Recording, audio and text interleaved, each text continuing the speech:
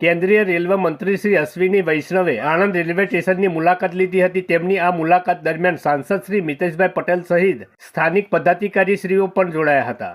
કેન્દ્રીય રેલવે મંત્રી શ્રી અશ્વિની વૈષ્ણવે માધ્યમો સાથેના સંવાદમાં જણાવ્યું હતું કે પ્રધાનમંત્રી શ્રી નરેન્દ્રભાઈ મોદીના દૂરદેશી નેતૃત્વમાં આ વર્ષના બજેટમાં ગુજરાતને રૂપિયા 17,155 કરોડ જેટલી રકમ રેલવેના નવીનીકરણ માટે ફાળવવામાં આવી છે, જે અંતર્ગત ગુજરાતમાં રેલવેના વિવિધ પ્રોજેક્ટ સમયમર્યાદામાં ગુણવત્તા સાથે કામ હાથ ધરાશે, તેમ તેમણે વિશ્વાસપૂર્વક જણાવ્યું હતું।